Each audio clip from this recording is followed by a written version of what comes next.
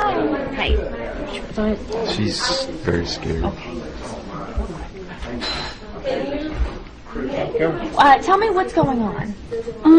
Well, I'm a Christian, and my parents are Muslim. They're extremely devout, and they can't know about my faith. Well, they do now, but they've threatened to kill me. I don't know if you know about honor killing, but this faith that you guys don't understand. Islam is very different than you guys think.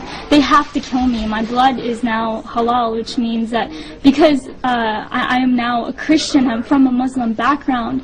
It's an honor. If they love God more than me, they have to do this. And I'm fighting for my life. You guys don't understand. I don't understand. What did your father say to you? He said he would kill me, or I'm sent back to Sri Lanka where they put me in an asylum. He said they go crazy. It's okay. Calm down. I ran away from home. I wrote my parents a note. I said, I refuse to deny Jesus, and He's my Lord and Savior. And I pray you find His forgiveness and mercy, and I love them both dearly. I wrote that, but they never showed it to the police officers. They want me back home. I can't go back to Ohio. You guys don't understand that community. Like, I will die within a week. Like, my life is at stake. But my dad threatened me. I was ready to die. These were my thoughts, that I'll be a martyr for Christ. Let it be so. But the Lord led me here somehow through His grace. I rode on a bus for 27 hours to 30 hours to get here, and so it's been God's hand protecting me the entire time.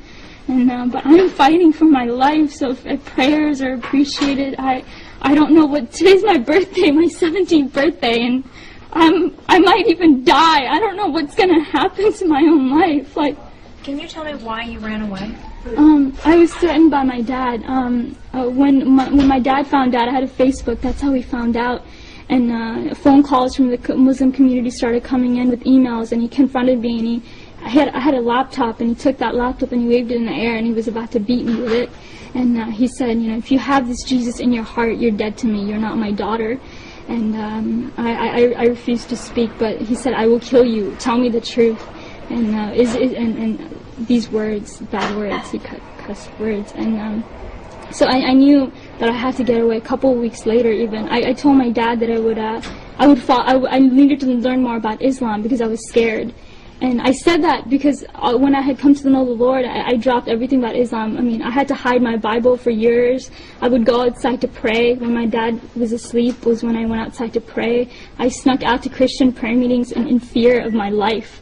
And finally, this day had come where I was confronting my dad. But a couple of weeks later, after I told my dad that I wouldn't follow Islam, but I would learn more about it, he put me class after class after class after class, thinking that that my mind was going to be back in it. But of course not. I mean, I'm a follower of God, Jesus, the true living Jesus, but a couple of weeks later, my mom found a Christian book, and I knew it was then that it was over for me. I had to leave. How did you end up in Florida here? Here, what happened is that night I had to leave, so I left. That Saturday night, was it? It was Saturday night in the morning. I left to go to a friend's house, and I asked her, I begged her to take me to a church. I needed to get to church. I needed to pray. I needed to seek the Lord to know what to do. And so that entire day from 7 in the morning to late at night, I prayed and prayed and prayed, and finally I was able to get a ride back home to the person's house. And then I stayed there Sunday night, because my dad was coming back home from his trip that night. And so I stayed there that night, and I just left. I hitchhiked to a bus station, and I got a ticket to Florida because I had met them through a prayer ministry on Facebook. And this was the farthest away from Ohio, and you don't understand. If I had stayed in Ohio, I wouldn't be alive. And so I was able to do that, and I called them from on the bus. I used random, nice people there that I was able to talk to, and I used their phone to call them, and then I came here. Here I am. Has there been any type of killings at all in your family? Have you ever seen anything like that? I'm not sure, but in 150 generations in my family, no one has known Jesus. I am the first one. So imagine the honor in killing me. Like, there is great honor in that. Because if they love Allah more than me, they have to do it. It's in the Quran. Yes. And you can, give them knowledge about it. Because the knowledge... After they finish talking to you. Yeah, so, he really will explain it and break it down. They have to do this. Like, if they just have to. And either they do that or they send me back to Sri Lanka. And there's an asylum. There's an asylum there where they put people like me. Like, they think I'm crazy. And do you really think that this is true, or do you think this is just a threat?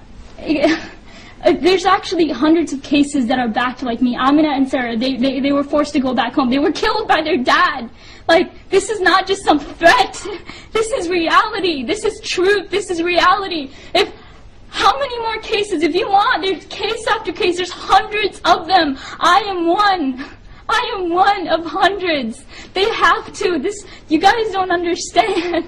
They have to. I don't know what else to say, but they have to. If you want proof, there's hundreds of cases that can validate my story. Even my friends and people from back home, they knew what would happen to me. My own brother knew about my faith, and yet he didn't tell my dad. What does that say? He knew the consequences. He knew. So what do you want at this point now? I want to be with them. I want to be free from my parents. I want to be free. I want to worship Jesus. I want to go to church on Sundays and read my Bible and say Jesus is alive whenever I want to. You guys talk about religious freedom? No.